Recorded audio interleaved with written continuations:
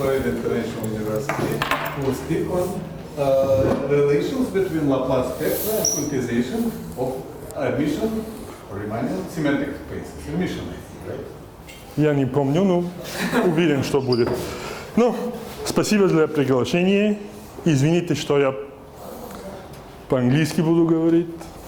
Если попробую по-русски, там терминологию настолько попутаю, что, может быть, все будет более непонятно, чем надо, скажем. So,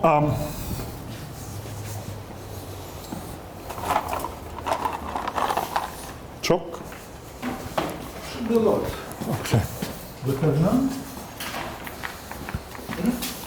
Okay, there's a couple, but I will bring more. Okay. So, I will start with short explanation how this project started. It started, this is joint with this person.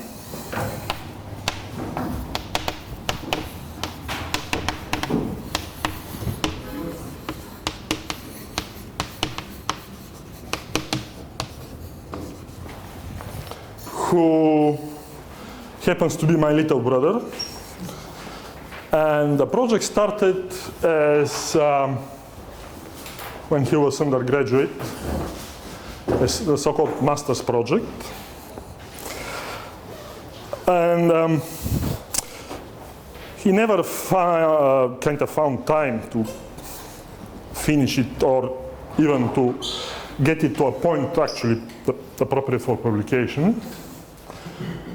And actually started, what, maybe 20-something years ago.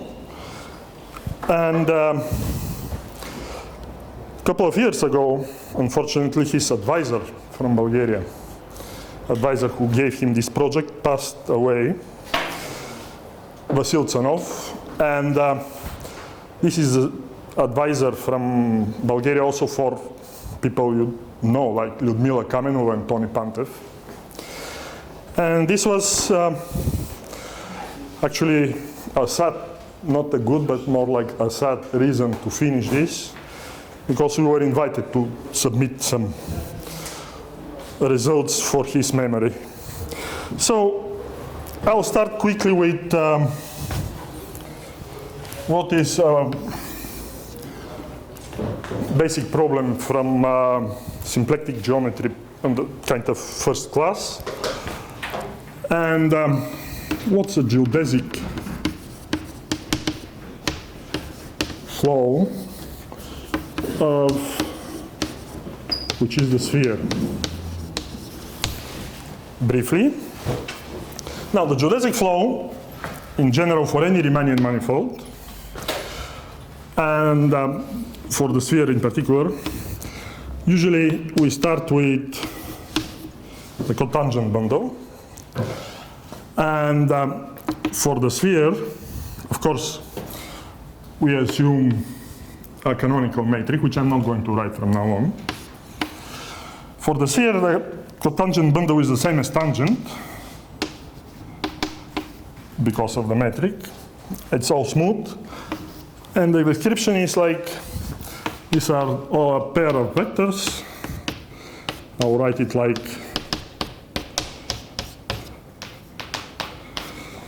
such that the first is a point, and the second, which is a tangent vector, is perpendicular. This is well known. Now, of course, here there is a canonical form, symplectic, which in local coordinates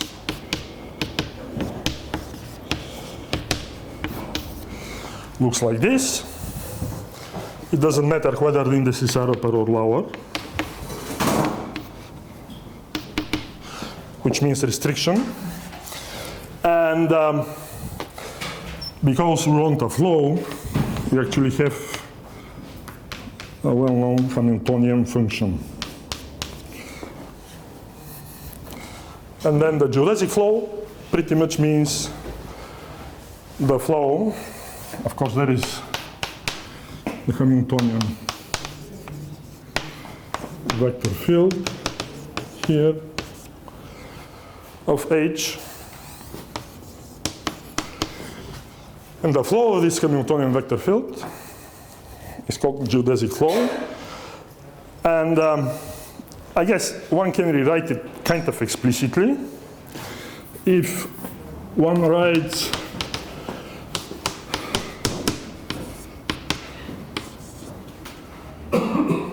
this is supposed to be I everywhere. This is like a complex coordinate. Then this space becomes Cn.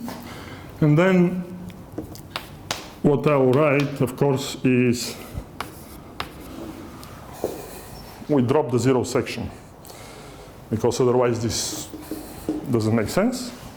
So we drop the zero section, and this, of course, is the same as a quadric.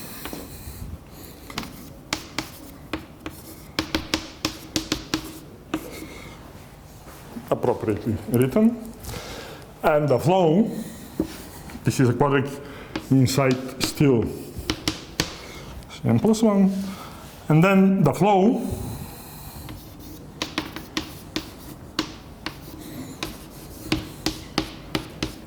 of the field, which is determined by the Hamiltonian, actually is determined by these curves. I'll write here I, or maybe I'll write it like this.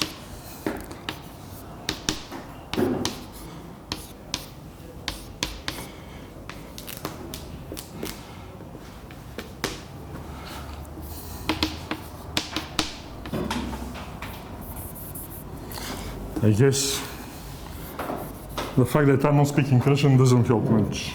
It's still not understandable. This is the way I'm writing. Which happen to be circles. So in particular, all flow lines are closed. And it's easy to see that they project on precisely big circles of the sphere. That's how we see that this is a big circle. The geodesic is there. And in fact, the flow corresponds to S1 action. Now, because this is symplectic space, I'll go slightly the other way around quickly. We can consider the same picture backwards, meaning we start with still a symplectic space with symplectic form, then a given action, symplectic action, and then after some calculations, one can see that this Hamiltonian, up to a constant in this case, actually is a moment map. This is the fact that it's both Hamiltonian for something and moment map is, well, it actually has nice quaternionic analogs with this type of HKT potential and so on. But in this case, this gives a chance to consider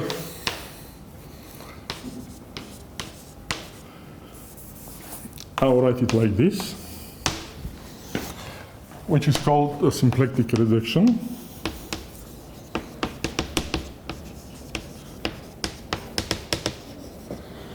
And sometimes Marsden waste and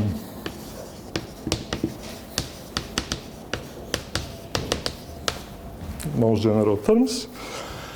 And what does it mean? It means we have a map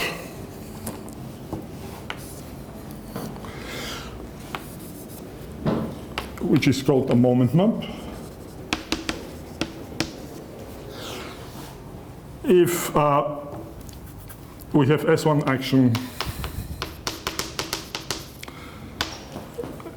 which is Hamiltonian, the moment map simply means the following. This is a map from, I'll write here T star. And because S1 has one-dimensional. Usually it's in the imaginary. I'll write it R. And the idea is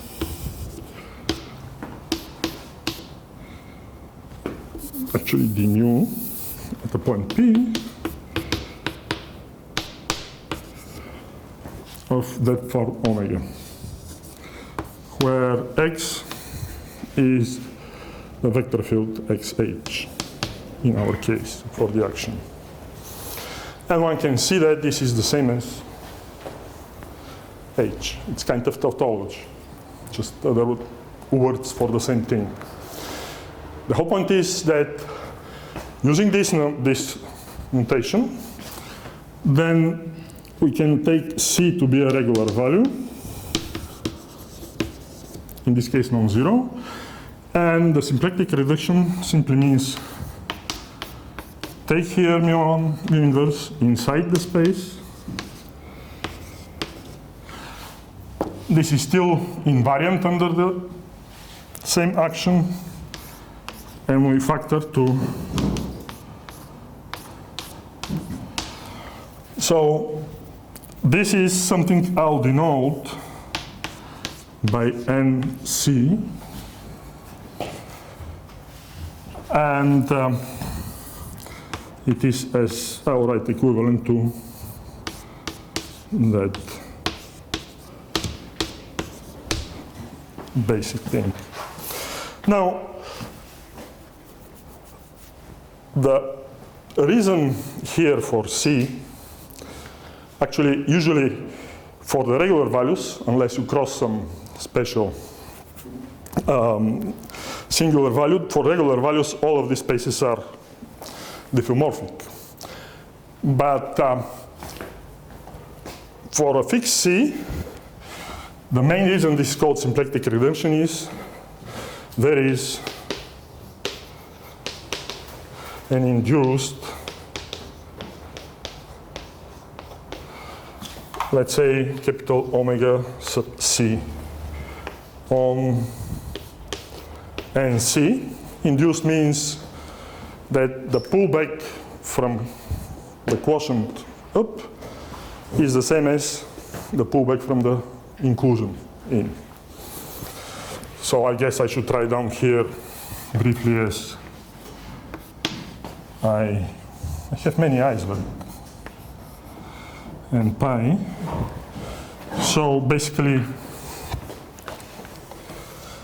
this simply means that we have unique with this property that pi star, the pullback here, is the same as I star of omega. Here C denotes the level. Now, when C changes, the spaces are the same, but this form slightly changes. And somewhere in the long title of the talk there was the word quantization, and actually this C has something to do with it. So what is the meaning of the quantization and how it works in this case? I'll give somehow a general statement. I won't explain in general how the reduction works. This is simply any symplectic space, and this is kind of a picture, if you can see.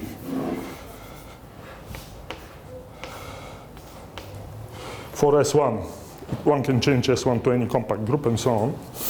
Plus, there are many properties, not just the this type of picture, for example, gives also that if you have some Hamiltonian here, which is invariant under the action, of course it reduces to unique down. And this is kind of classics anyway. Plus, I'll use something else later, but the point is what the quantization, what's the meaning of quantization I'm going to use. Now, this is just like, this is kind of important example of symplectic, but very isolated in a sense. The quantization has various type of general meanings, and what I will need is one of the kind of most particular ones, which, of course, this is geometric ones, and this is somehow, I hope I don't misspell Kostant and Souriau. It's kind of consequence of the Kirillov orbit method. The quantization is basically, if we start with a symplectic form, symplectic space, or manifold, and somehow we want to assign some kind of a Hilbert space which is supposed to be quantum. Now, the quantization condition here is that we have that in Z. For maybe, since I'm talking only about the spheres here, I'll talk about, let's say, compact, to make sure that there is no question. And Z, of course, means this is a real form, but with integral values. And then, suppose that this is a complex structure.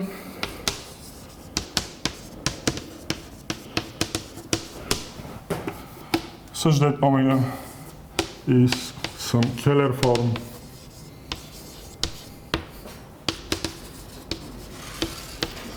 for I, or Keller form of a Keller metric of I. And I think in the quantization business, this is called complex polarization, or Keller polarization of the symplectic or Hamiltonian system, whatever you need.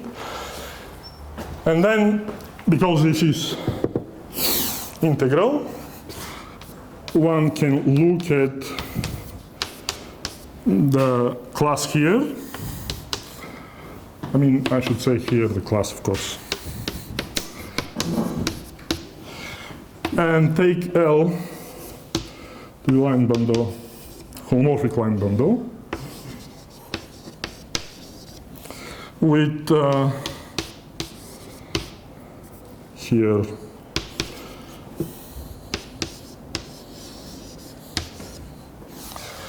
however, what I'm going to need is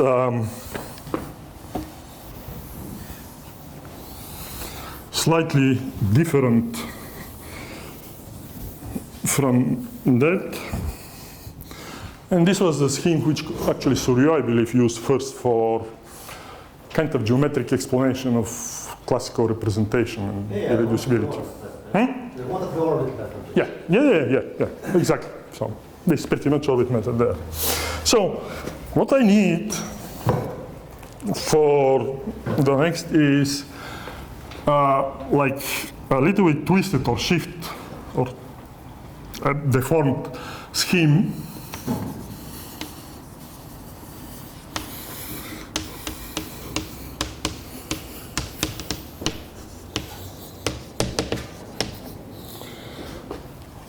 which somehow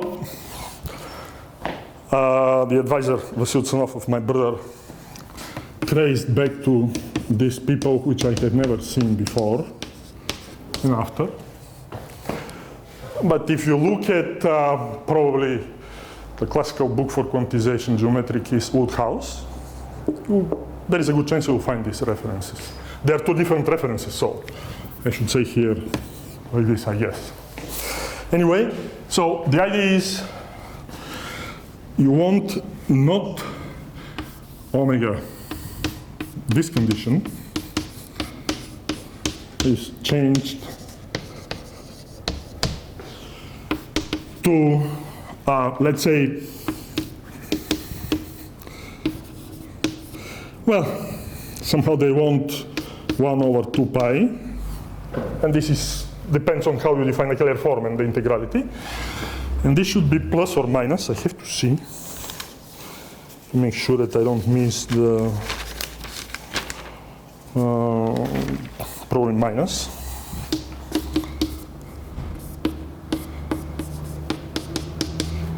And it's over there, I guess. All this to be integral.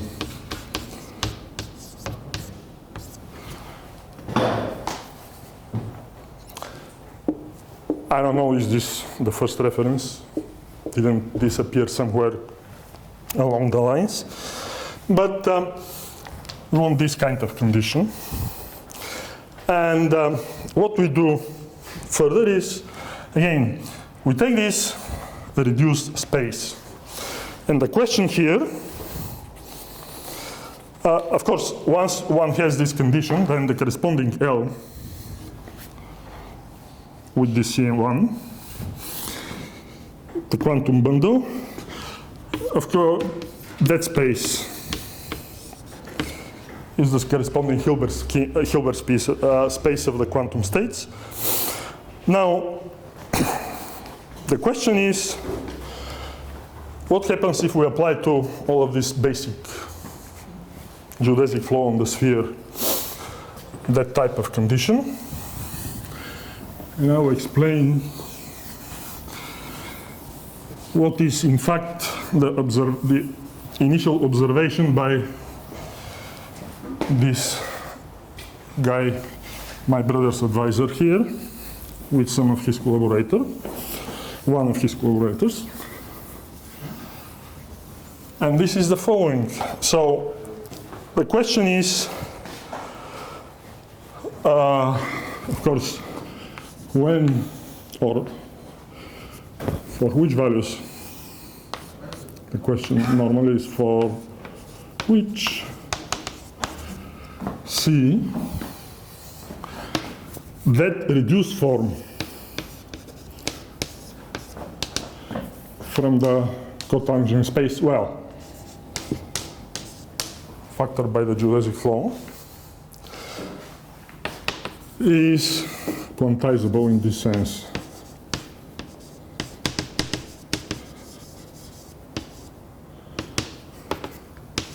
And I'll give you the answer. It's a better, I mean, it's pretty much straightforward calculations. Again, I'm not doing here the exercises from first symplectic geometry books. I don't mean I can. I need to read them anyway, but I'll not try. So the answer is the following. Oh. C, I'll write it CK, and of course this is corresponds to energy level. CK means the energy level, since this is Hamiltonian, it's kind of the energy level, is supposed to be. Energy level is technically speaking what eigenvalues. I'll come very quickly to this. So this actually energy level looks like this, but one needs that identity. And the corresponding dimension here of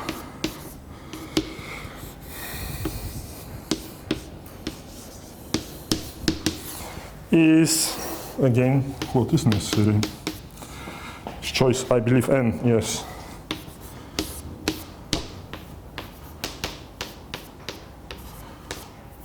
Sorry, choice n.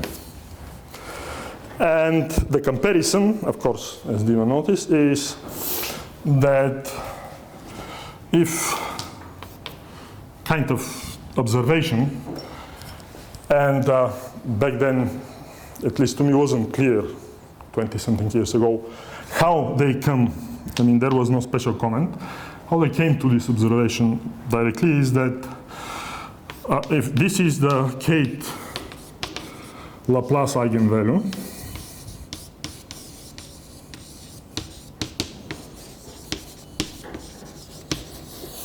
then it's kind of not the same as energy level. It's shifted, and it's kind of clear later will become. Then,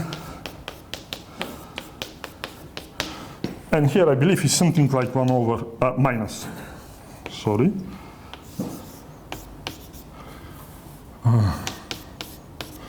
Square, which one can see. So basically this is shifted, it doesn't depend on k.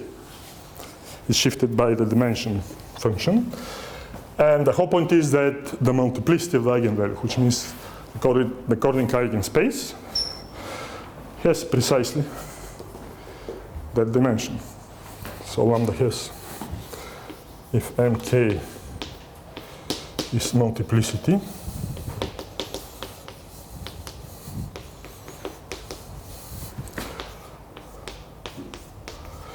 then mk equals to this. So is it EK or CK? C. Well, let's say, This is the same. yeah, I want to use C. Yeah. E is good for energy, but C. Right. So the question is that for every integer you have Exactly. number, and for that guy you have Yes. sorry, we Yeah. must have mentioned that, but I was late. So why is it finite dimensional? Which? Why is the space finite dimensional? So it's Oh, no. This is, because this is like symplectic quotient. In fact, this is, that's, well, I need to explain. This is the quadric, let's say so from, it's effectively compact, right? oh yes.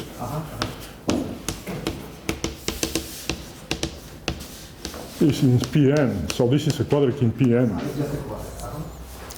And this is the reduction. In general, the cotangent space without the zero is the quadric in Cn plus 1.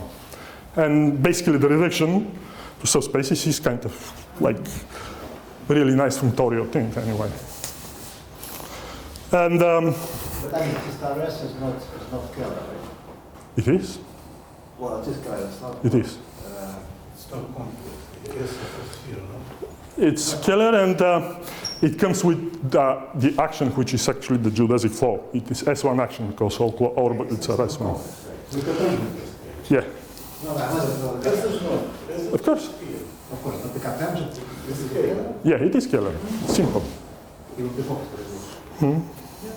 It's much easier than the cotangent space of complex or Keller is hyperkeller. I mean, this is actually explicitly written. Now, But the form is exact. oh yes, of course it's exact. Yes, of course, it's cotangent space, what it should be. So, in general, how one calculates all this? Well, this is relatively simple because, of course, for this space, you know, Picard is one, real cohomology are one-dimensional, and any form, because it's invariant, since there is invariance here under bigger groups, any form is proportional to the form coming from the, let's say, Fubini-Studi, the restriction. And one just needs to find the numbers of proportion in order then to satisfy that strange condition. That's the calculation. And of course, once you find this, you know exactly that the bundle L with all this range actually is some power of the hyperplane section. And and from that point further, the dimension here is obvious. So, inside. Yeah. On Sn. This is Laplace. Yes. Yes. Canonical. Canonical with curvature 1. And yeah. So from here, it's the fact that you have like coincidence of a sequence of two sequences of numbers. One is energies, the others are Laplace, and then the dimensions is could be any reason. And at least part of this picture can be repeated for something in one direction at least. The main things to use for this case was that the geodesic flow actually has only closed trajectories. This thing happens on all spaces which contain only closed geodesics. For their cotangent space, this is the case. And spaces with all geodesic closed, Riemannian, well, it's like a basic topic in Riemannian geometry. There is a book, there are many books. One of the first is, I guess, one of the first books by, well, the so-called Arthur Besse, which means Marcel Berger and friends, which is exactly called. No, Arthur Besse, that's why it's Arthur Besse, not Marcel Berger, because everybody is included. But this is called Manifolds of Closed Geodesics. In Russian, which About were this? called manifolds with closed geodesics. One Bessay, another by Wolf. The Wolf has closed geodesic. Which was even translated to Russian. I think I know the Wolf book, which was like space of constant curvature translated. I don't remember. Anyway. Okay. So I'll say a few words about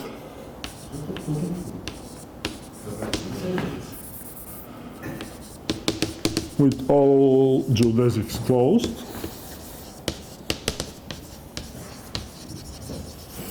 And then, at least back then, there were only two types of examples. One was two-dimensional sphere with something which is called Symmetric, I believe.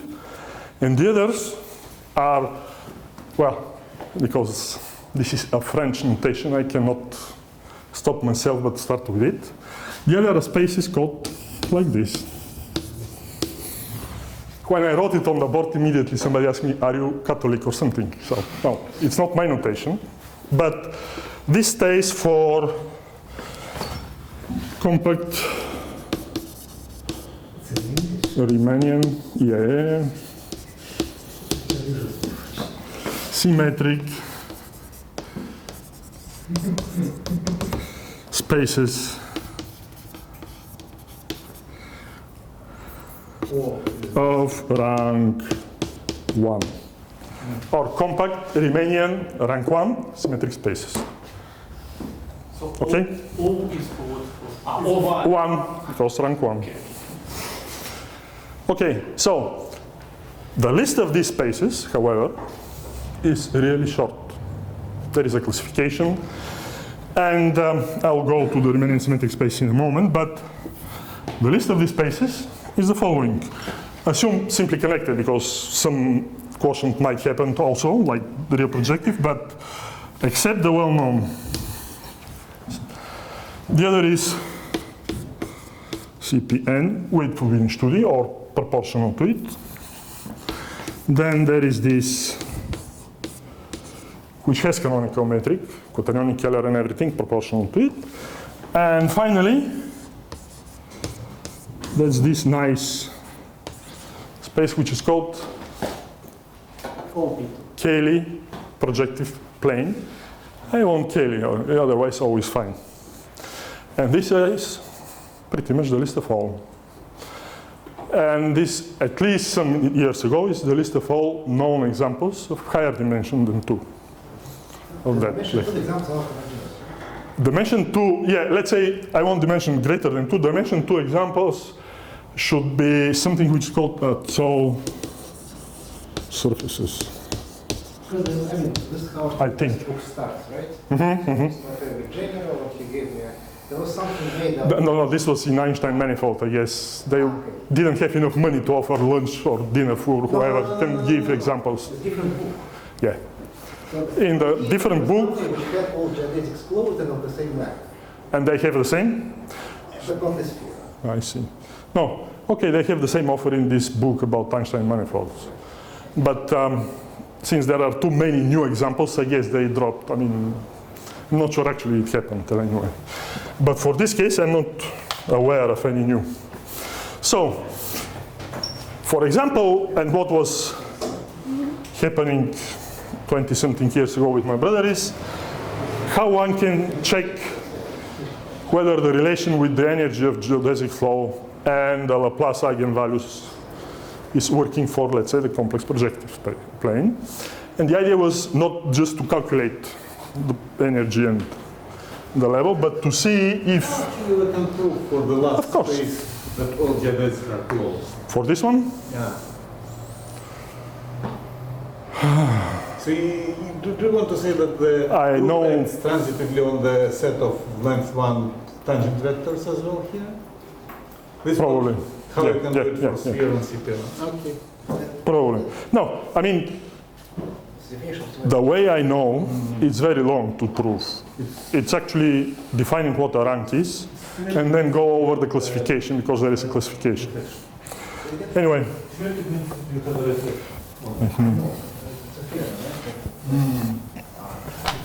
Only for the small. No. You have this. So, I'll just explain roughly how one can do the same observation very, very explicitly for CPN without even the numbers. So one can use, of course, the Hopf projection.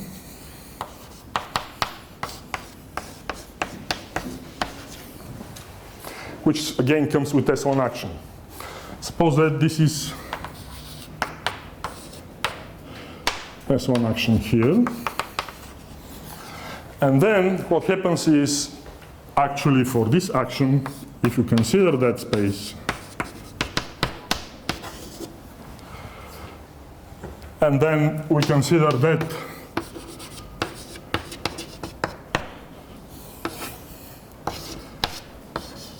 by this specific action, happens to be, again,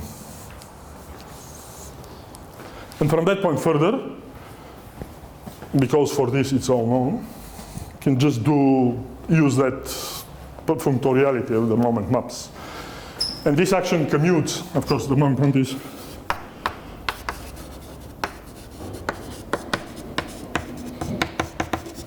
let's say the geodesic flow.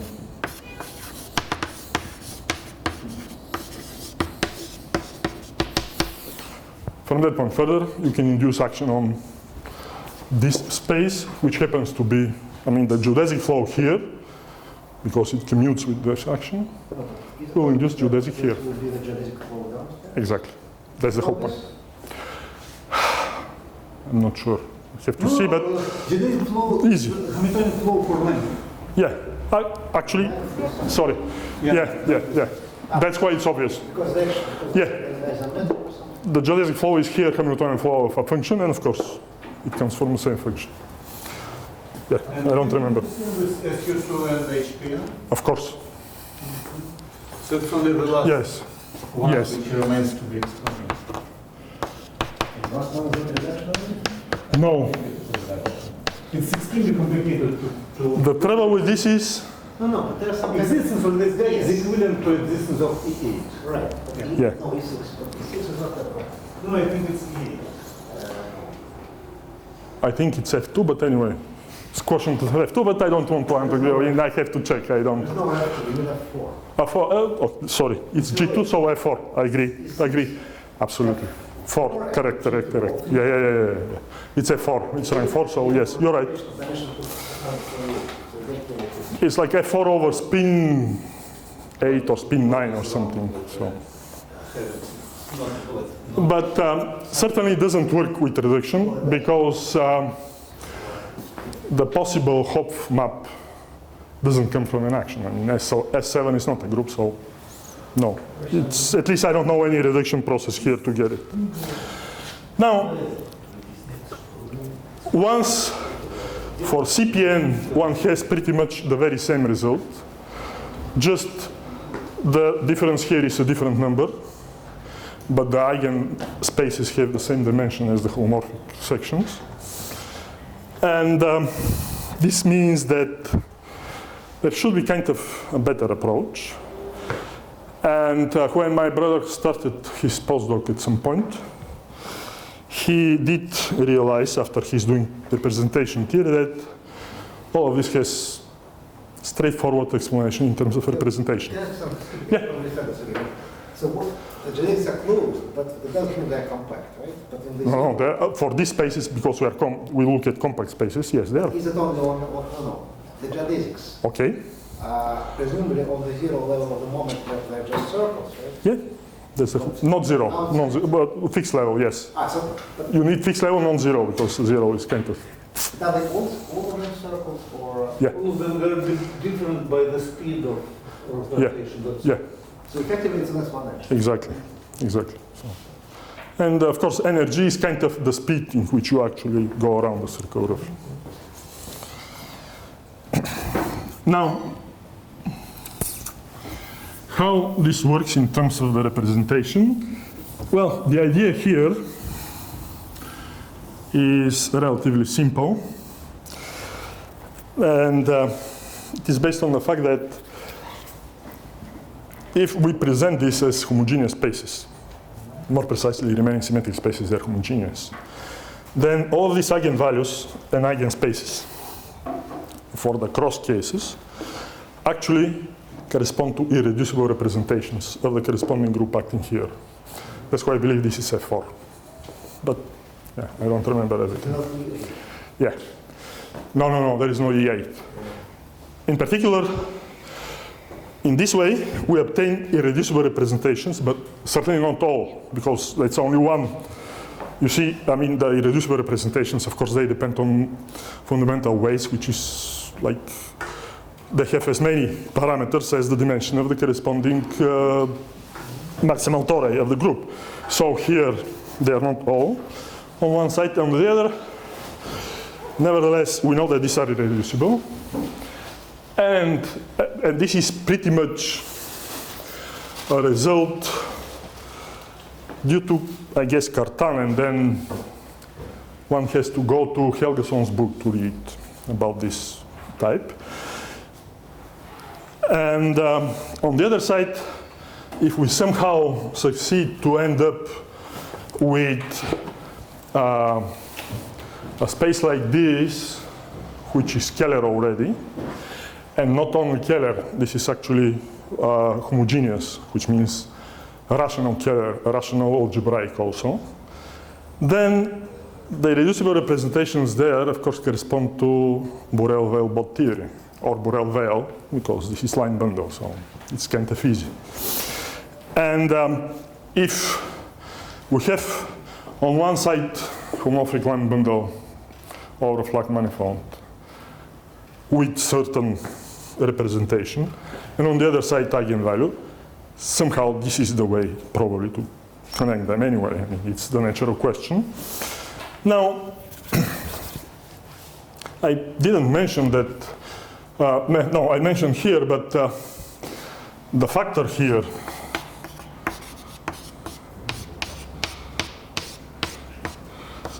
over the geodesic flow is actually a flat manifold. 1, 2 flag.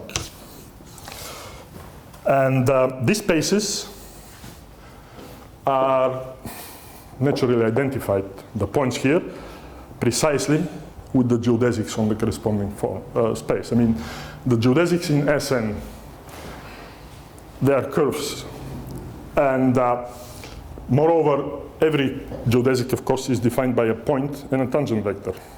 But this means all points on the geodesic and all tangent vectors somehow should be identified. This is precisely what it does. We have in the cotangent space, identify first the unit, and then the S1 action identifies precisely orbit, which is geodesic, with a point here. So in all cases, a good thing to notice at the moment, at some point, is that the spaces which come as the quantization base for the quantization actually parameterize the geodesics for this rank 1 symmetric space. Now, in terms of, let me see, I said a few words about the crosses. Now I guess I have to say a few words about symmetric spaces and how they behave. Yeah? Cotangent to K plane and quotient by S1. It should be, I don't know. So this is F4 by spin 9. I just found it. Thank you. And then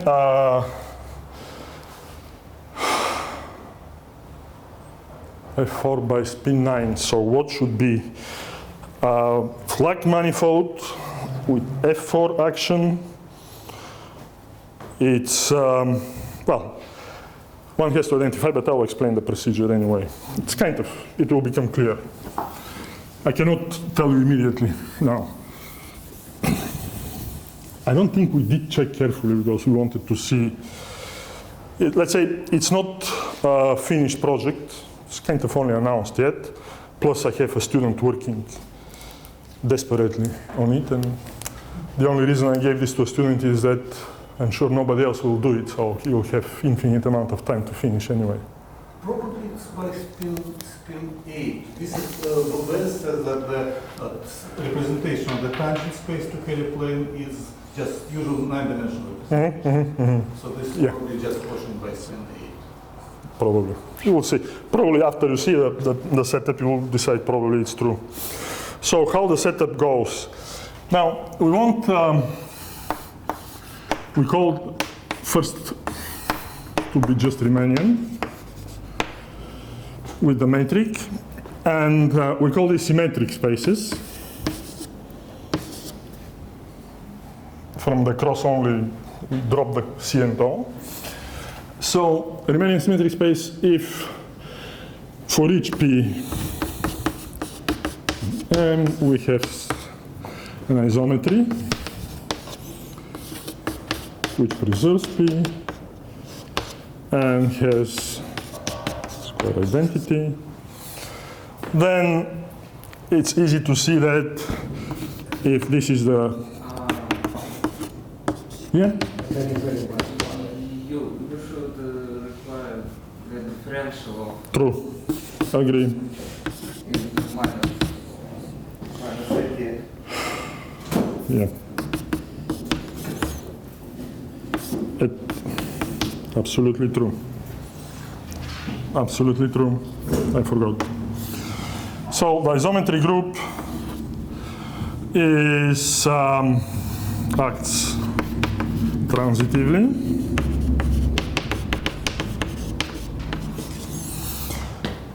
It's kind of geometrically very nice to see. I mean, if you take 2 points, take any geodesic and the midpoint, this symmetry will send these 2 points, and this is the isometry. It's kind of the easiest to explain. And then, if we have a transitive function,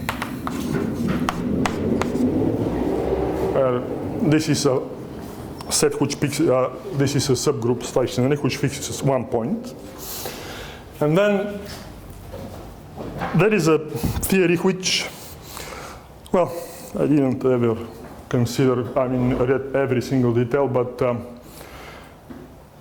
to build a theory of symmetric spaces, it's kind of opposite of the algebraic, rational algebraic spaces, the Flack manifolds. It's like one, first of all, there is a decomposition of the Ram theorem.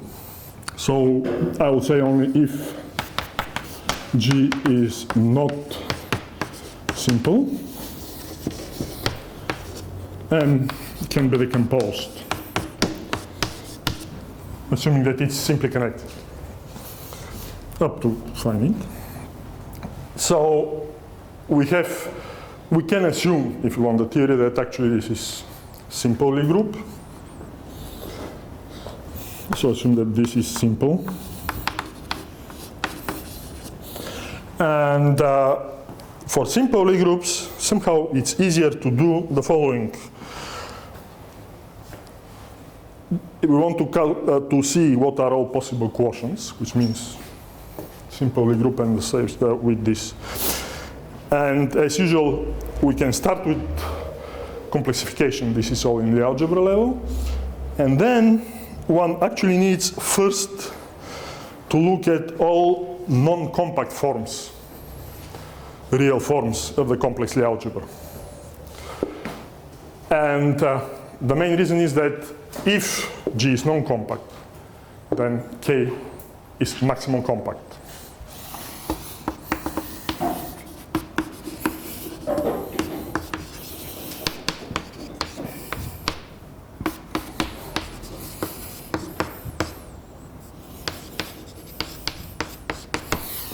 So the classification of all these type of spaces is first we complexify, then we find all non-compact real forms, which is kind of, let's say, if you have complex Lie group, complex Lie algebra, the classification is equivalent to the Dynkin diagram. If you want real forms, non-compact, well, you just have to extend the Dynkin diagram to something which is called like Satake diagram, or one can use Vaughan or something, but it's relatively simple. And for example, let's say for SLN C, let me write down the Lie algebra.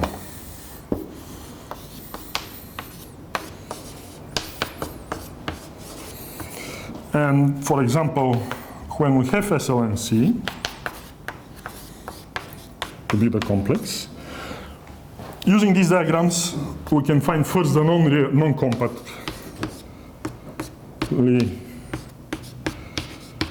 forms.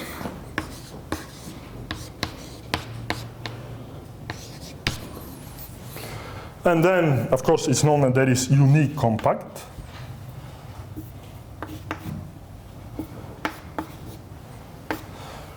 To add, and for all these non-compact, we know exactly what the maximal compacts are. So here, the maximum compact looks like this.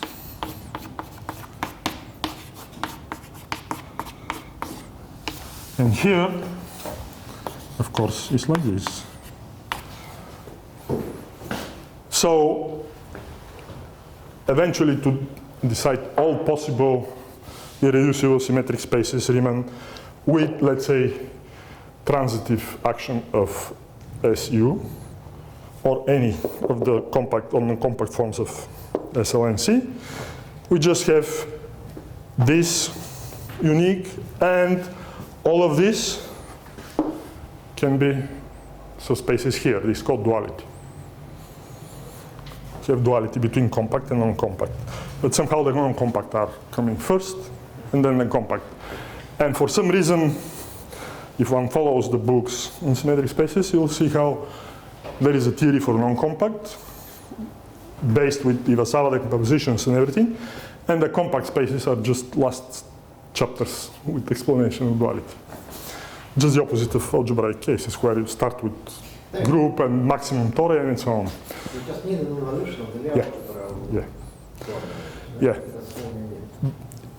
Correct. So this is pretty much, you start with the simple group, and you need to find involution. Yeah. Yeah. So we have two involutions. Right. But the yes. evolution which is on the real form just gives you an evolution of the complex form. But you can And you have additionally the conjugation. So yes, you need to deal with these two. Correct. you probably won't keep the complex. Yeah. Now, what is a rank of symmetric space? Now, suppose that we have, again, this is the Lie algebra. Let me start with. Now, the involutions here somehow give rise to, let's say, the set of all sigma p relatively easy gives rise to involution from G to G.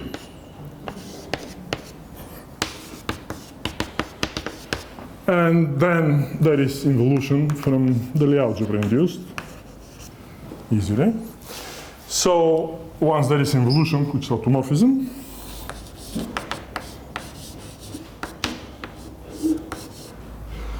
where P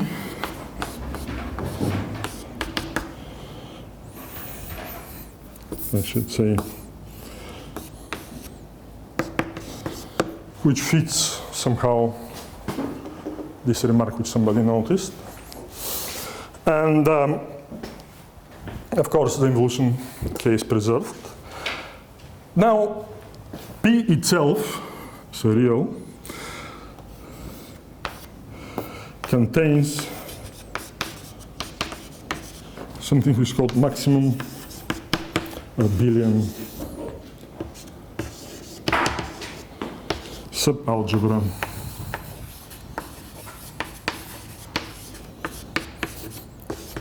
Now, A. This could be one-dimensional. And then the rank of the space, by definition, is the dimension of this maximum abelian. Is what, a parabolic?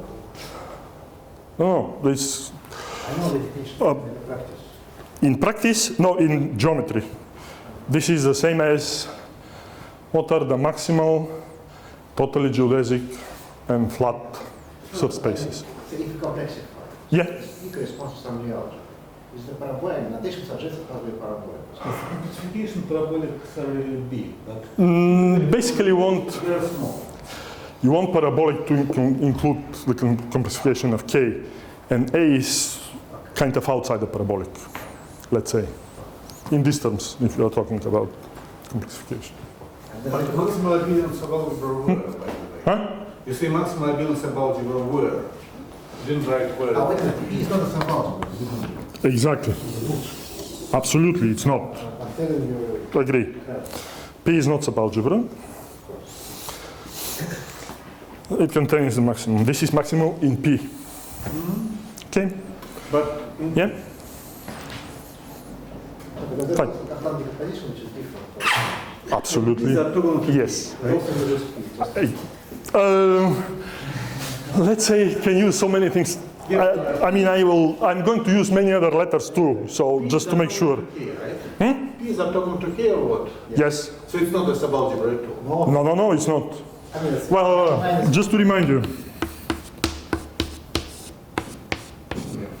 this is plus minus, plus 1 minus 1 decomposition, obviously. This is, yeah, the grading, so, yeah. Not at all. The opposite of subalgebra. And again, geometrically, this means maximum abelian subspaces. And can't have subalgebras which are not abelian. yes. Yes. No, wait a minute.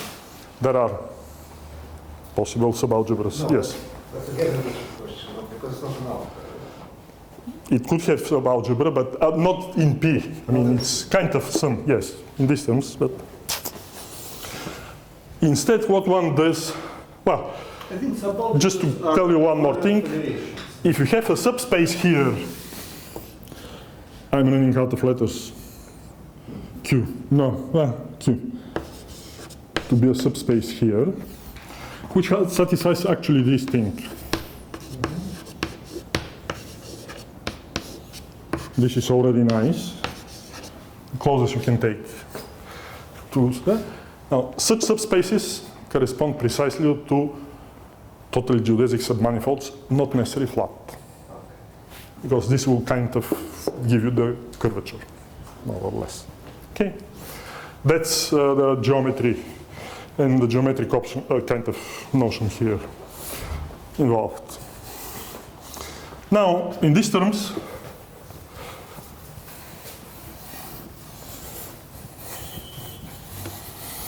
of course, means that the crosses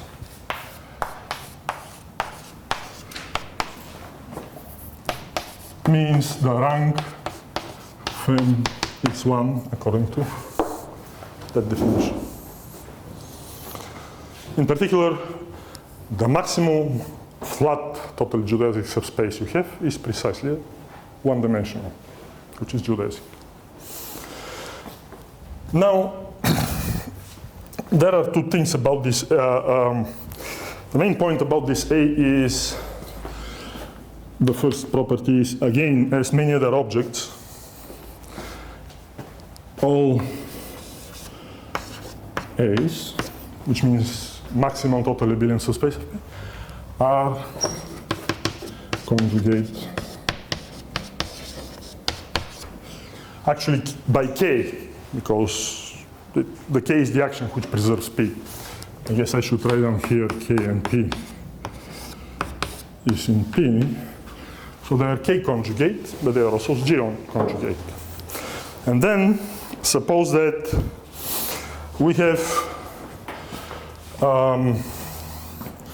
now if N is the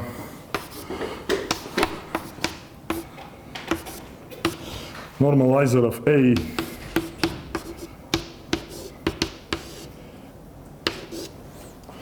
and L is the same in G,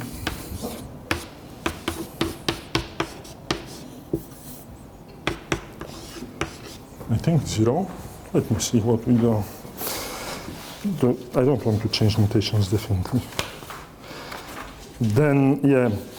Then the second, easily, is seen to be that.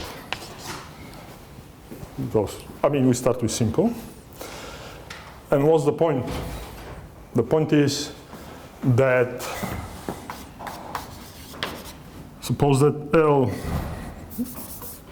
or if L is the group or subgroup of this L, this space parameterizes all totally geodesic flat subspaces of N. So this is kind of an object, and that's in general what one wants to find if you want to parameterize nice objects. You call them nice if somehow you have all of them conjugate by the action, and then you find the homogeneous representation.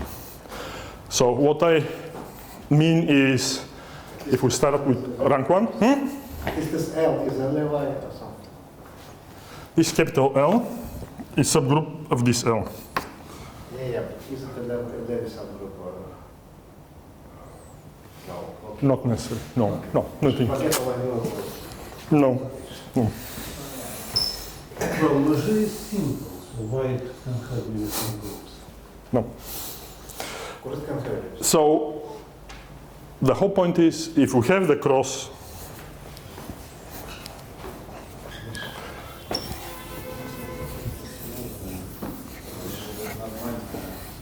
the picture looks pretty much like this. If we have a cross,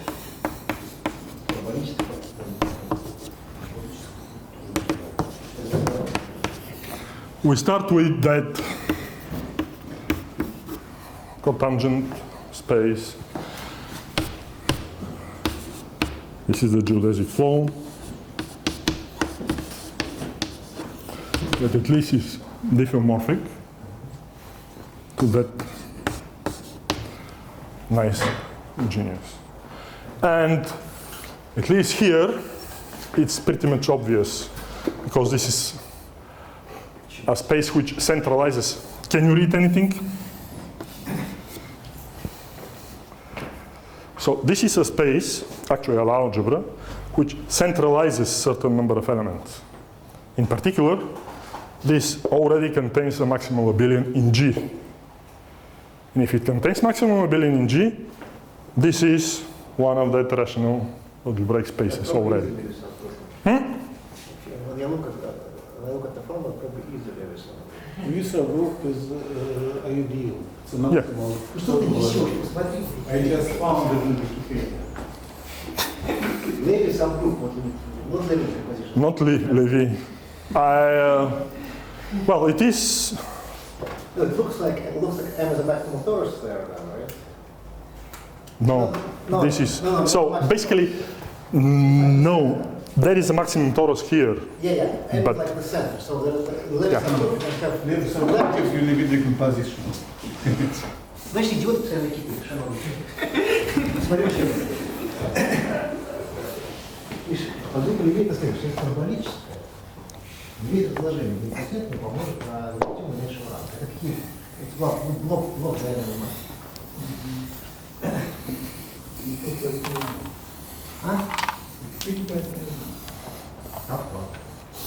Now, in the case of symmetric spaces, I'll assume again, suppose the term is again cross, meaning compact. Then one can have, in general, what maybe I should say this is eigenvalue. Let's say I'll write down like this.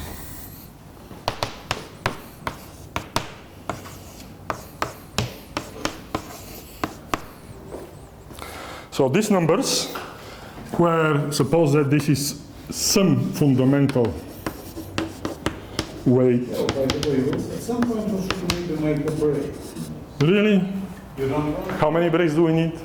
Can we do only one? True. Okay, sure. I'll finish.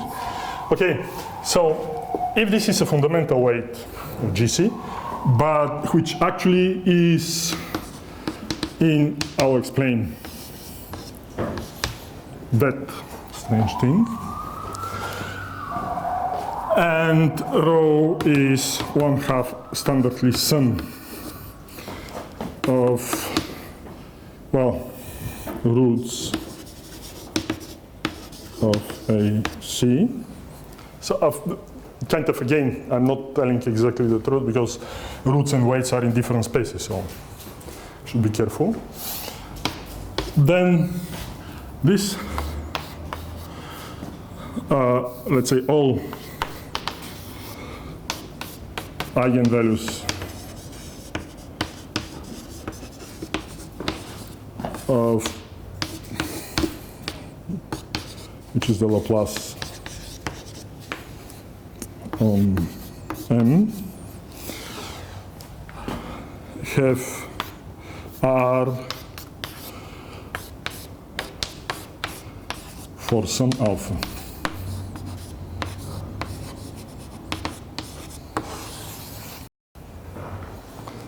That's kind of a general theory, not even for rank 1 only, for any compact Riemannian symmetric space. It's because the Laplace is basically a Casimir operator, something like that. Exactly. Yes. And this is exactly how it comes. Oh, no, squares. I don't forget. And that is exactly how one explains why that addition to the Kostant-Souriau, this kind of 1/2 canonical bundle, is of course so. That's where it comes. And basically all numbers for the energy levels are here for rank 1 case. And this is precisely the difference which doesn't depend on K, doesn't depend on the eigenvalue. It's kind of universal for the dimension and the space. Okay? You want T now? Okay, sorry. We can have some tea and then I'll continue with. The standard situation is like this. You make a bracket something where appropriate, roughly 1 hour to the top. Okay, I don't have, well, I agree. But basically I was hoping to stop somewhere here. That's true, no question. I mean, I'm not sure how carefully. In order to read these symmetric spaces books, you have to be patient because when they want to put all proper conditions and details, all of a sudden every theorem is half page. Unfortunately, it's the very same thing if I have to write correctly the statements too. So I guess I'll write once, maybe not for the rank 1, for others, and not more because otherwise it will take, yeah. Okay, so. Right. Break with tea. 10 to 15 minutes of Yeah. last night. Теперь вокруг меня я вообще уже все путаю. Я слышал то, что Миша говорит. Да-да-да. This is for crosses.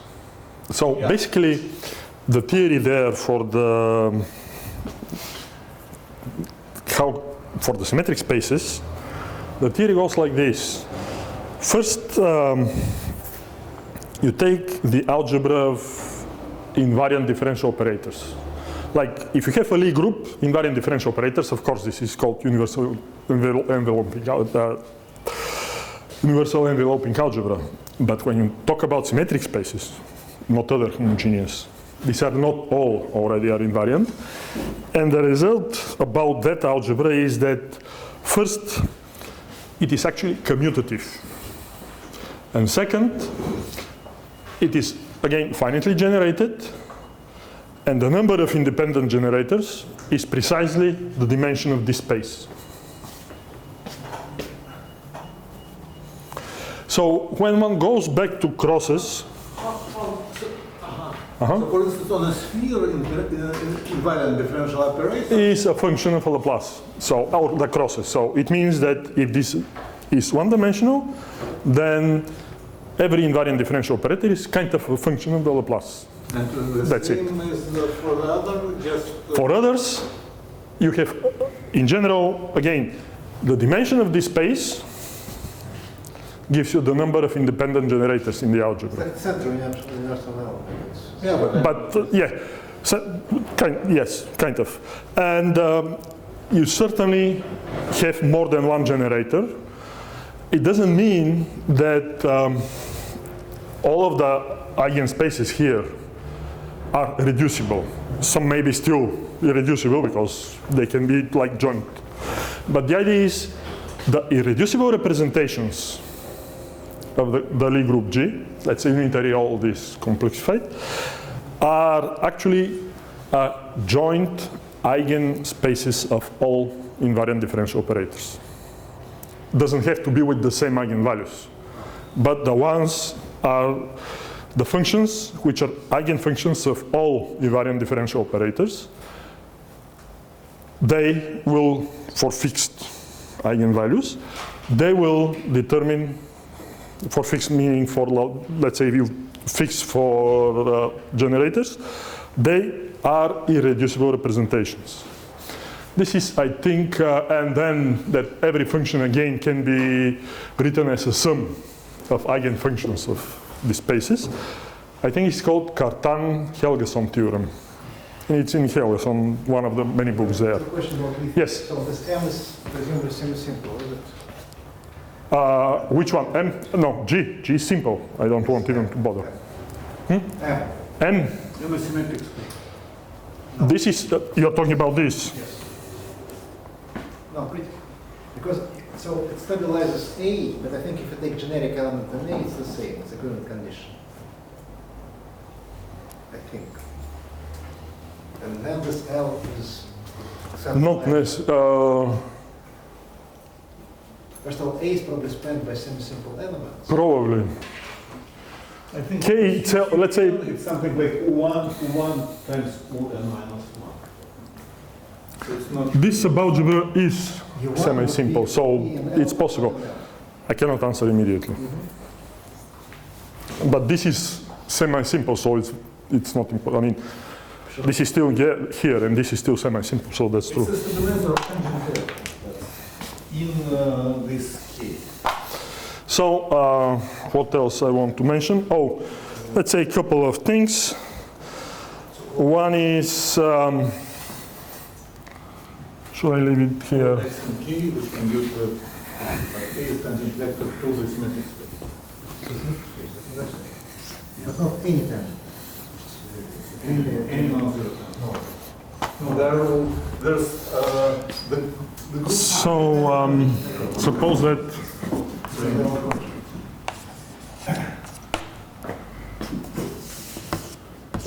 we have complexifications. These are again complexified, and then this is A, and this is somehow this is what I want. The first thing to notice easily is that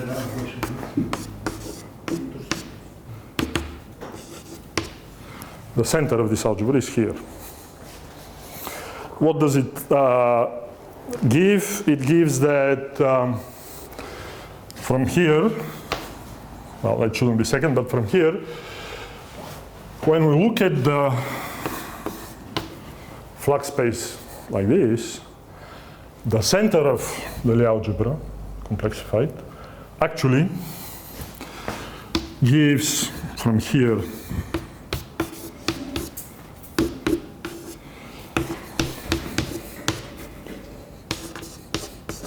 let's say over C. L is affine in this situation. GC mod LC is affine. GC mod C, Mod LC. mod LC, probably. And C But- means that you complexify everything, right? Yeah, C means you complexify. And basically this is, well, this is the main, pretty much standard for that So this thing homogeneous is spaces. semi-simple orbit. Exactly. And how you find the cohomology? I mean, there is no first cohomology. The generators of the second, pretty much, they give you, if we start with an element here, you assign something which is well defined there. Although this is like on G only. So G model is complexified or not?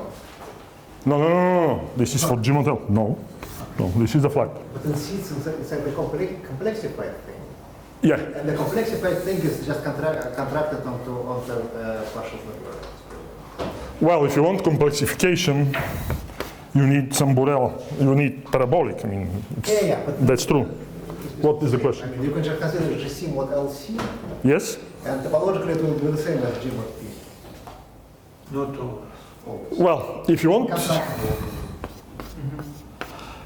in many cases actually is like the complexification, which is like the tangent space of that. Yeah, it doesn't have to be tangent space always, Inside. but it's always contracted. Yeah. Agree. So the topology is the same. True. So we know the True. topology, we know. True. But this is basic. I mean, this is sometimes in old books, I'm not sure about new, it's called transgression.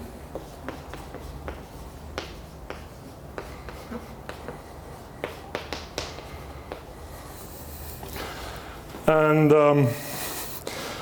let's say if, I guess I should do one more one more notation here. Once we have that space, we can explain what the line bundles are in these terms of A for this setup. So if we have line, holomorphic line bundle, so what I want to consider is, well, formally one needs the fundamental weights here, but I mean, to describe which ones I want for the representation, I guess I will start with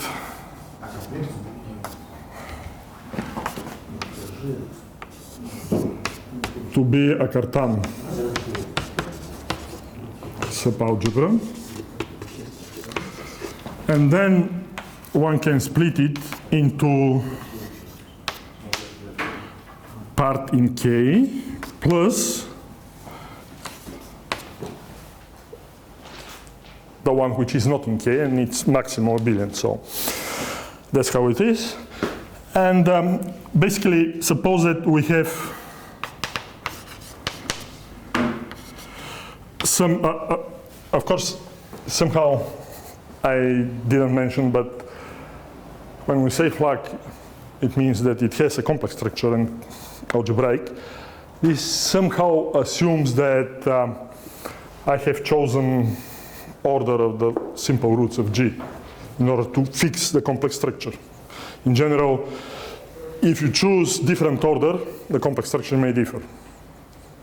May actually be different, even kind of non-diffeomorphic, totally. So suppose that we have the first one in A and everything else to be here, and then final notation. It's kind of boring, but I'm not going to explain that much further. Certainly not more than one careful statement. So finally, suppose that we start with the fundamental weights dual to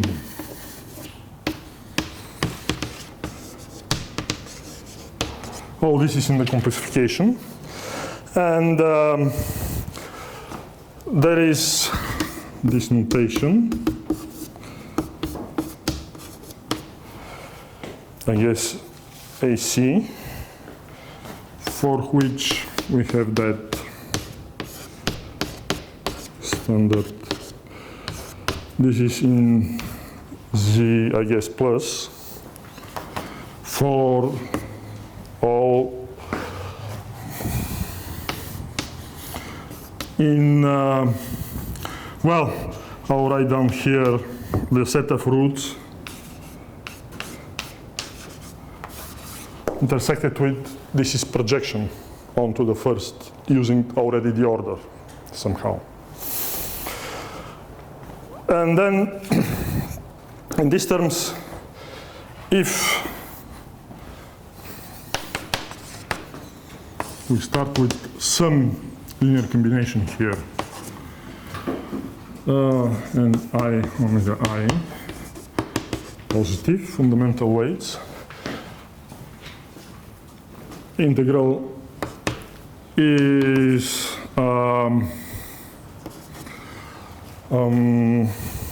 so want this to be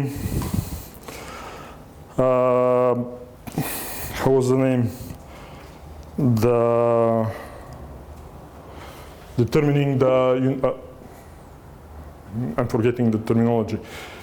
Not the maximum weight of a reducible representation. It was supposed to be highest. Yes.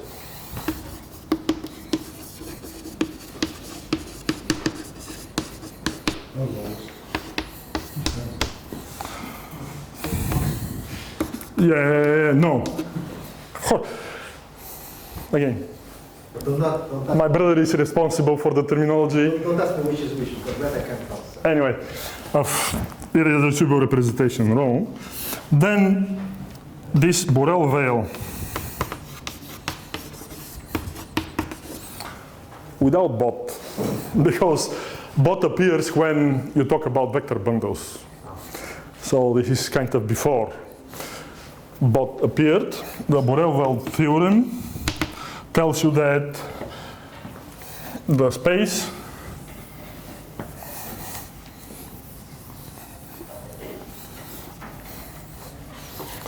that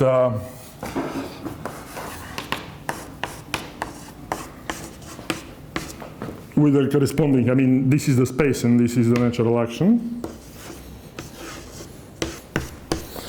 where L has this sum. So formally I should write down 1 over 2 pi and I, the omega I. And this should be the class. This is kind of, yeah, notation. What does it mean? Well, in these terms, it's relatively easy to see how one can formulate the statement for rank 1. So, like the theorem, again, I'll skip most of the notations, but is across, and suppose that we have generator of lambda plus, when this space is one dimensional, of course, it has one generator, and then the statement here is the following. First, what happens with the geodesic flow, and then all other things pretty much follow. It's kind of summary of everything from before. So the first is that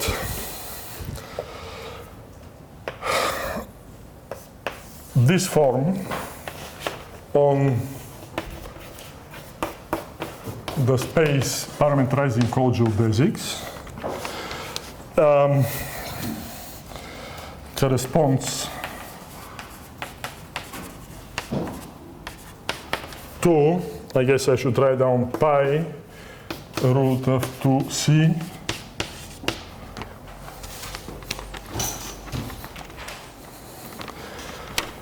and if we take the first term class, because the first term class is half sum of roots positive here, but they're in the same one-dimensional space. So this clearly comes with some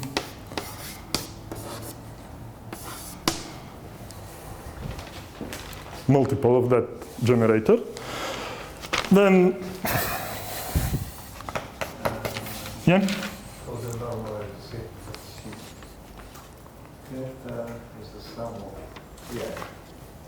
Sum of, well, in this case, this is not sum. It's one factor of one single element here. So you take kind of a generator of the weight. Yeah. Yes. Absolutely. You need generator. It's an integer. Absolutely, and yes, this is integer, which is, of course, this depends on, eventually, on this space. That's why it's appendix n. But not one. No. Pretty much never, I think. It depends on the dimension. It's dimension plus minus, or it's kind of proportional to the dimension in a sense. Well, if dimension varies like HPN and CPN. Otherwise, it's some fixed number for the plane. Homogeneous space, complex homogeneous. Oh, yes. Partial variety, and it has an index, it's probably that. True. I agree. Oh. No. This is very special. It's kind of special type of flux, or generalized flux. So the next was, again, the quantum condition.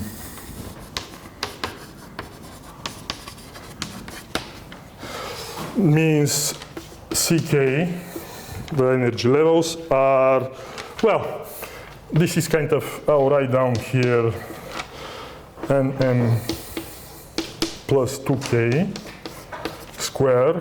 Gamma is either 1 or I think 1/4 for Sn. The reason for the difference somehow is that starting with this type of representation, one assumes that the metric induced here is by the Killing form. But this metric on the sphere, represented as SON plus 1 over SON, this metric on the sphere doesn't have constant curvature 1. It's multiple of it. That's why, yeah. That's how it comes out. Killing form of what representation, right? Canonical, no. It's no. It's canonical. It's it's canonical after. Correct. So this is the CK. Of course, lambda K looks like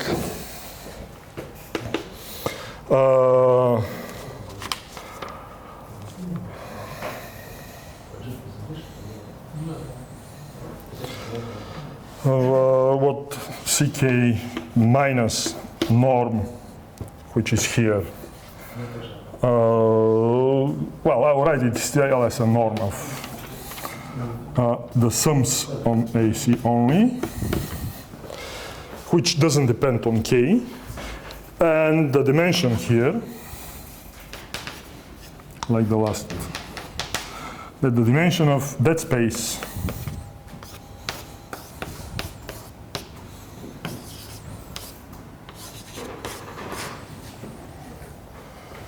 where L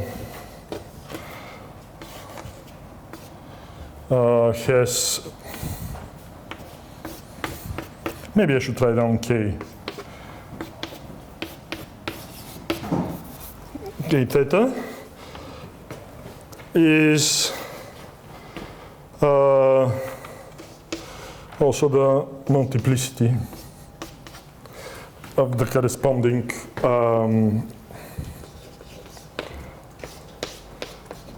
eigenvalue, as well as the representation corresponding to that particular line bundle on the flag, which corresponds to the geodesic on N. In particular, all of these formulas, the multiplicities are the same as the holomorphic sections and so on, kind of become just rewording of the representation theory facts, more or less. It's not exactly theorem, actually. It's just observation or something. That's the whole point. Right now, this is the next thing to try, because in the sphere case, it's kind of, the relation is kind of not exactly clear, but at least indicating, because one way to represent the eigenspaces is through homogeneous polynomials of n+1 variables. Okay. And the homogeneous polynomials have to be kind of course, you need this primitive. Homogeneous polynomials which are mod multiplication by the sum of squares, which is definition of that. When you look at the holomorphic sections, you have again quadric, and the spaces there are exactly the spaces of all homogeneous polynomials of power k on Cpn, not the ones which are proportional to the quadratic, because you have to take them out. So somehow, one complexified is the other, directly equal. But how this works for more general situations, I don't know. There shouldn't be that much different. But on the other side, the theory, at least in more general case, works like representation of the harmonic functions. Not harmonic, the harmonics, let's say the eigenfunctions. They come from various types of integral formulas. And there are various types of, in harmonic analysis, things like not just Fourier transform, they have something which is called a Radon transform, which one has to integrate and so on, which are unfortunately very implicit, unlike the sphere where you actually write this explicitly in a very simple way. So I'm not sure how precisely to find, but certainly it's supposed to be functions which are first pulled back to some space and then integrated over the fiber of whatever the quotient will be. You can consider all seconds of all the powers at the same time, and functions. Yeah, these are functions on some other, on the space, which is exactly. But how exactly to relate that? Yes. Holomorphic means harmonic. Yes, but you need, like, this is complexified. So suppose that you complexify the space of eigenfunctions and then see as a subspace, as a complexified space, what you can do. I mean, because the harmonic functions on the sphere are real polynomials of n variables, n plus 1 variables of some type. And the sections there are complex polynomials, again, of some type, of the same number of variables, complex. But roughly speaking, if you have a harmonic function on the sphere or whatever, Harmonic. back, Exactly. you only have to twist somehow. Precisely. There's a, I mean, because That's not immediately the tool, right? that's why usually it's coming from some kind of integration over a fiber, and then, yes. The space of geodesics, the complexification of your symmetric space. Kind of, yes. This is it's precisely Yes. Yes, yes, yes. Here it is a Yes, yes, yes, yes, yes. because it's simplification. And the True. versus Radon transform just integrated over geodesics. Kind of, probably. But it should, maybe it's actually direct, because okay, you have real harmonic guys and you have some complex harmonic guys on the complexification. It's not compact, that's what It is, That's- it is compact. Look at the, well, it's compact up to, yeah, it's compact up to a radial. It's quotient by the, by R is, in the set of No. this is compact. If you non-parameterize them. And what non-compact part is just different parameterization. And we have to forget that if we want to copy structure. that corresponds to just consider total space of the y bar. Exactly. In general, well, the whole point is this is the easiest interpretation, but I couldn't see so far the direction, some kind of direct relation between that total space and whatever type of space related to the harmonic functions. Or But somehow it works for sphere. kind of, yes. Kind of, yes. So, Question but for of course, student, just classify this is- harmonic functions on sphere. if you can use this, yes, but depends on the student, I guess. And then, but I know. Not harmonics, yes, eigenfunctions. Okay. No, just only. Eigenfunctions. Harmonics are constant, so that's easy. Yeah, but do we have any nice description for CPN? For the harmonics? For the eigenfunctions? Eigenfunctions. Similar to, like textbook nice, in the sense that it's everybody. Yeah, there is some kind of. Should be. I never saw it. Yeah. I think it's clear You think? that you should take whole bundle and just consider The pullbacks and functions. yeah, something like pullbacks, probably. Yeah, Probably. Because they would yeah, we got Okay, so this was like rank 1 case. And again, if you talk about representations, these representations of only 4 groups, and definitely not all. So is there any kind of quantization-like scheme to have this type of relation for other symmetric spaces? Because Borel-Well works for any group nice like flat manifolds and so on. And certainly every representation appears as this type of holomorphic sections. Again, for other symmetric spaces, the idea is, again, I mean, the representation spaces are common eigenvalues, but if one common eigenspaces, but if one looks at only the harmonics, meaning the Laplace eigenspaces, well, they don't have to be reducible, but they certainly are split into finitely many irreducibles, every single eigenspace. So is there any relation in these terms through that geometry? And the answer is, like, the main problem, which at least how we consider this was, well, if we take a symmetric space of higher rank, not 1, then the geodesics are not closed, but the closure is total maximum geodesic tori, regardless. It's like Sasakian case. I mean, you may have irregular, but then you know that you have tori there. So if this is maximum geodesic tori, then instead of geodesic, one should consider exactly the same space of maximum total geodesic tori, which again is the same.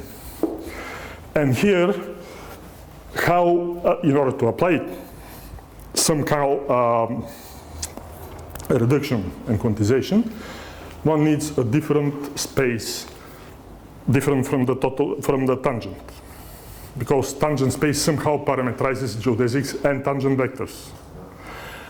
And what is the space one wants to consider for the rank greater than 1? What one can do is consider, again, take a line take an element like this here. This should not be rho. No, this is the representation. It should be theta. So suppose that we have, this is the basis.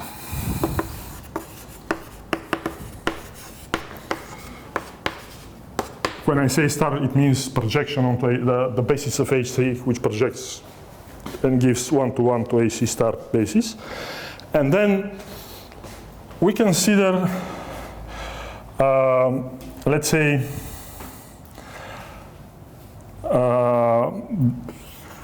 this one. This is the space, which is the total space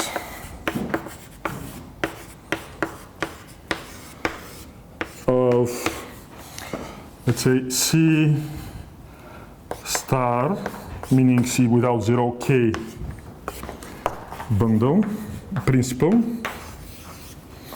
over G mod L with these classes determined by the differentials here. Of course, now one way to imagine this is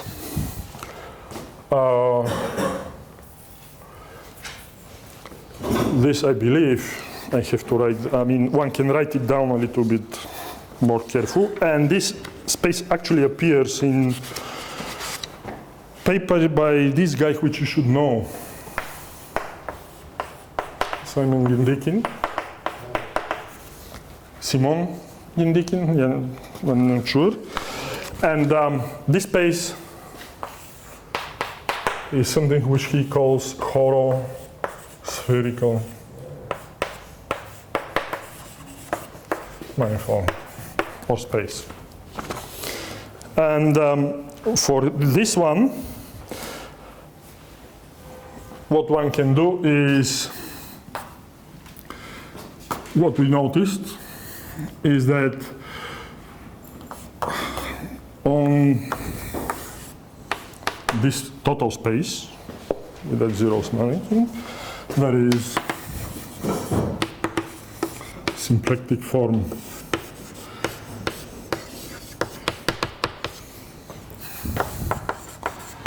now, and the symplectic form comes from pullback of the first chunk class, let's say here on G mod L, plus the radial directions, which are RdR, such that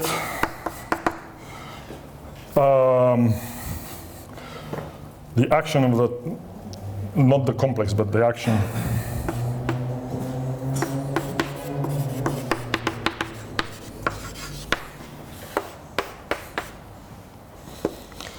which is the unit circles here, let's say,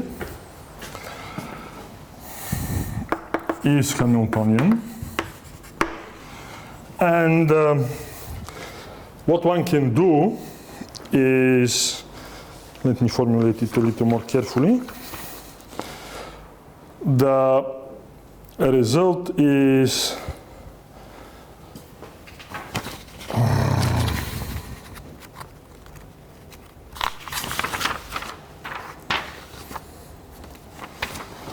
first that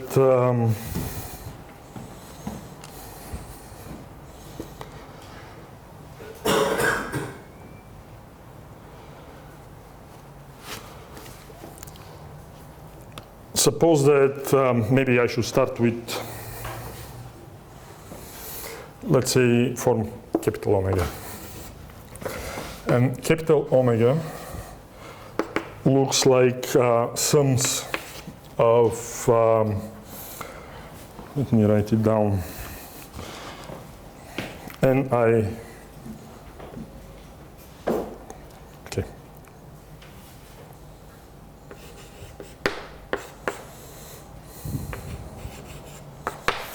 up to 2 pi maybe, plus omega n, where dit is inside C1 of G mod L. If, I mean, we have this form, the idea is when this sum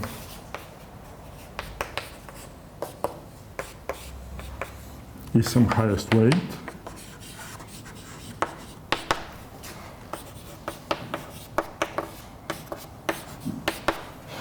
then the bundle here, which corresponds to theta, have the same property as before, meaning that the, let me write it, not very carefully because it will take forever, like more than half an hour, half a page. Then, of course, the line bundle has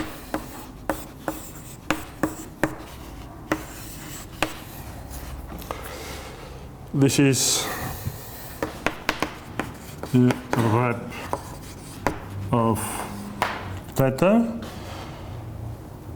Then the Laplace against the Laplace operator corresponding, so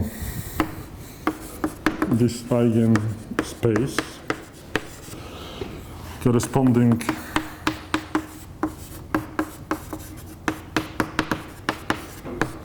to, again, the same thing.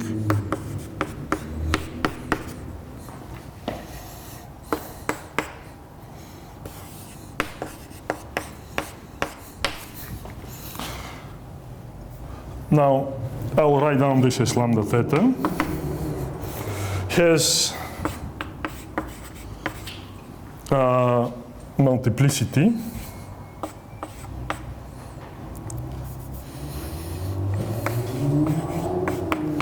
equal to the sum of all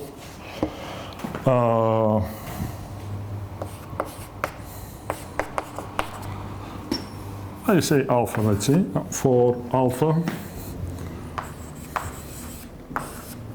fundamental weight with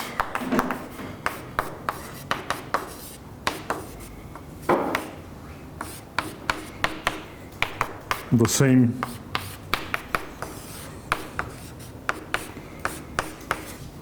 length shifted.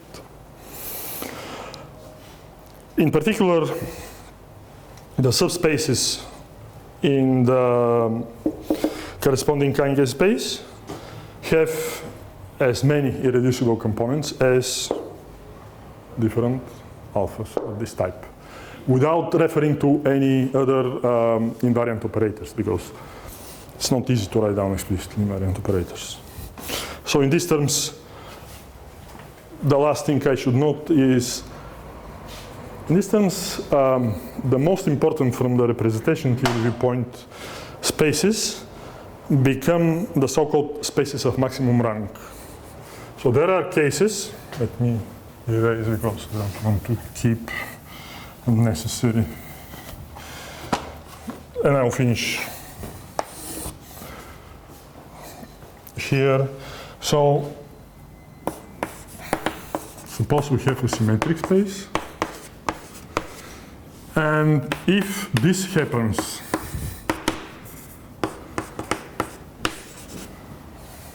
this is naturally called max rank.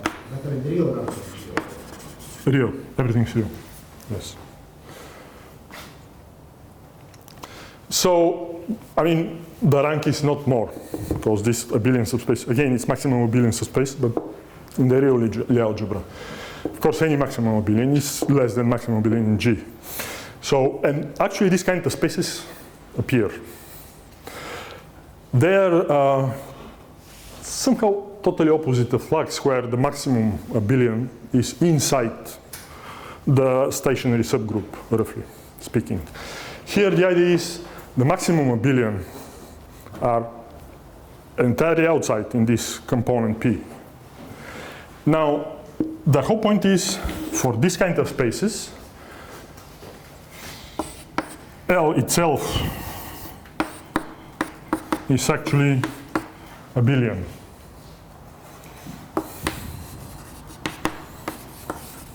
Anyway. L was that.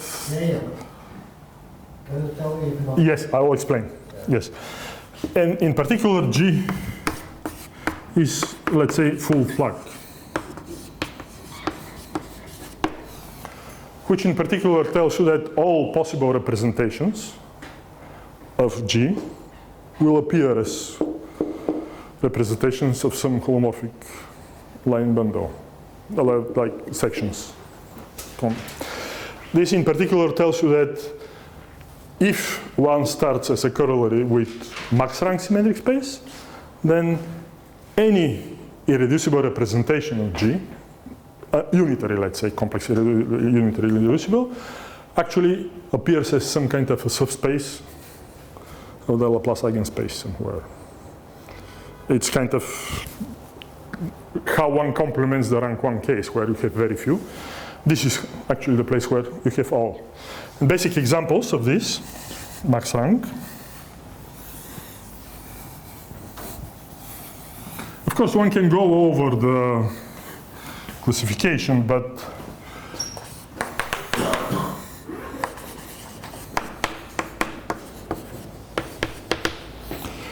the first for SU actually is this. And this is standard embedding, meaning actually this is the conjugation in the matrix, which is the involution. Then one can go to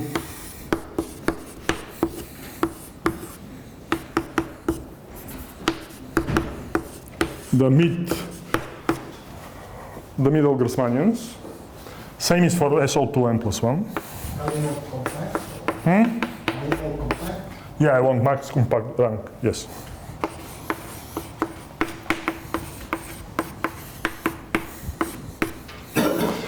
And I don't remember what was for SPN. Maybe it was like SU. I believe. This I have to check. But the way to do it is, well, here for the split rank, it's better to go to the non-compact duals.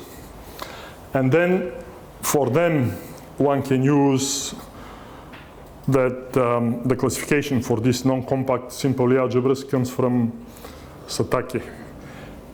And the idea here is one can encode the information of how to get all max rank spaces in the Satake diagram. The whole point is for every simple Lie group, there exists exactly one symmetric space of max rank. It's not true that every single group has exactly one symmetric space of rank 1, but for max rank, exactly one. So it's kind of canonical picture. I mean, if you want all representations, then you need the full flag, which is kind of canonically unique. And of course, it should correspond to some kind of max rank spaces, which are unique too.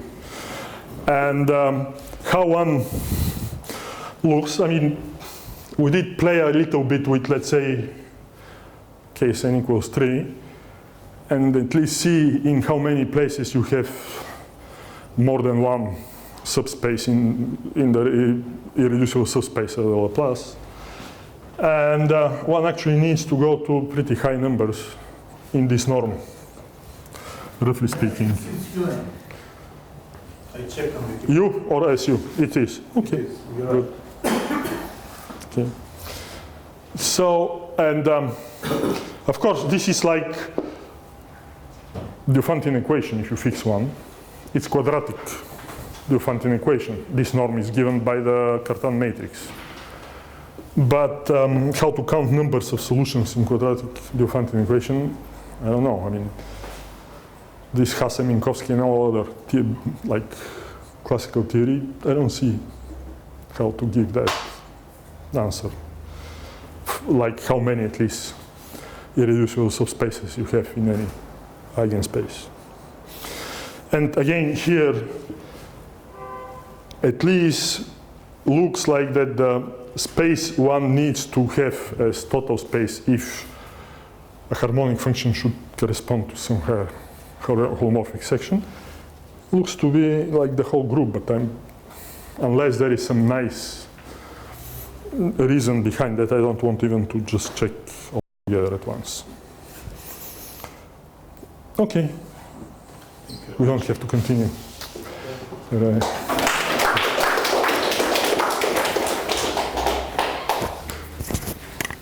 Questions? Big concern about it.